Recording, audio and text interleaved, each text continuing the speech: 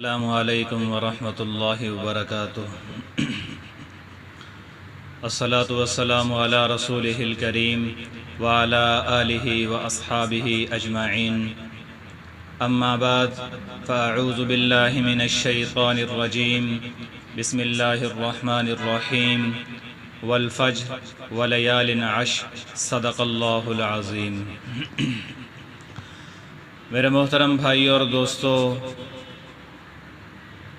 یہ ذی الحجہ کا مہینہ چل رہا ہے۔ اس میں سب سے بڑا عمل جو اللہ کے ہاں قابل قبول ہے وہ قربانی کا عمل ہے۔ قربانی کی مشروعیت کب سے ہوئی، قربانی کب سے ہے؟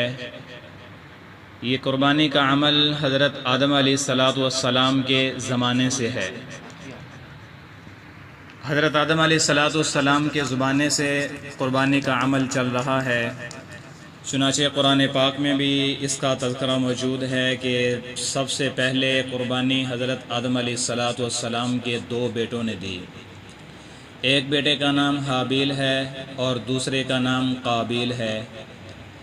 جیسا کہ پہلے پارے میں بھی گائے کے ذبح کرنے کا واقعہ پورا موجود ہے، یہ بھی قربانی کی ہی ایک شکل ہے۔ اور اسی طرح آدم علیہ السلام کے پہلے بیٹے حابیل اور دوسرے بیٹے قابیل، انہوں نے بھی قربانی پیش کی۔ چنانچہ حابیل نے ایک مینڈے کی قربانی پیش کی اور قابیل نے اپنی کھیت کے پیداوار میں سے کچھ غلہ قربانی کے طور پر پیش کیا۔ تو حسب دستور پہلے زمانے میں آسمان سے ایک آگ آتی تھی، تو جس کی قربانی کو وہ جلا دیتی تو وہ لوگ سمجھتے کہ اس کی قربانی قبول ہو گئی، اور جس کو آگ جلانا چھوڑ دیتی تو لوگ سمجھتے کہ اس کی قربانی کہ اللہ کے ہاں قبول نہیں ہے۔ چنانچہ حابیل نے ایک مینڈے کی قربانی دی تو آسمان سے ایک آگ آئی، تو آگ نے اس مینڈے کو جلا دیا، تو لوگوں نے یہ سمجھا کہ حابیل کی قربانی اللہ تعالیٰ نے اپنی بارگاہ عالیہ میں قبول فرمائی۔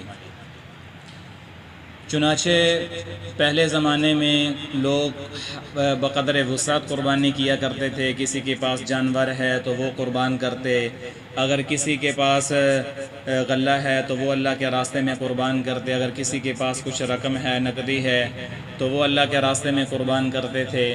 تو یہاں تک کہ ابراہیم علیہ السلام نے اپنے بیٹے اسماعیل علیہ السلام کو قربان کیا، تو اللہ تعالیٰ نے ان کی جگہ جنت سے ایک مینڈا بھیج دیا، تو اسماعیل علیہ السلام کو چھری کے نیچے سے نکال لیا، ایک مینڈے کو قربان کروا دیا۔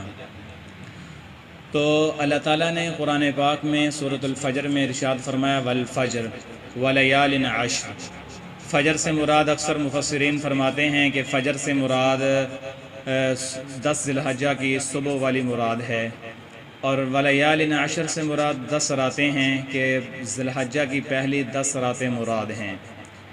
اللہ کے نبی نے ابن ماجہ کی روایت میں حضرت ابو ہریرہ سے روایت ہے کہ نبی پاک صلی اللہ تعالی علیہ وسلم نے ارشاد فرمایا کہ 10 ذی الحجہ کا روزہ رکھنا یہ 1 سال کے روزوں کے برابر ہے، اور رات کی عبادت لیلۃ القدر کے برابر ہے۔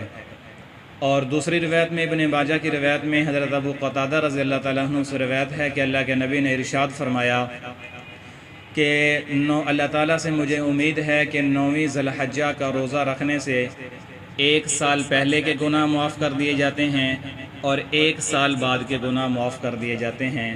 تو یہ فضیلت صرف اس امت کے ساتھ خاص ہے، پہلی امتوں میں یہ فضائل اللہ کے نبی نے بیان نہیں فرمائے۔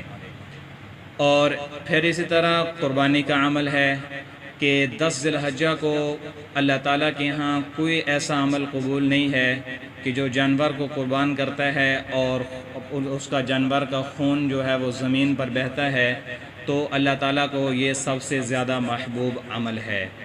پھر اللہ کے نبی نے ہمیں قربانی کرنے کا حکم دیا، اور اللہ کے نبی نے فرمایا کہ جس کے پاس وسعت ہے وہ اللہ کے ہاں اپنے جانور کو قربان کرے۔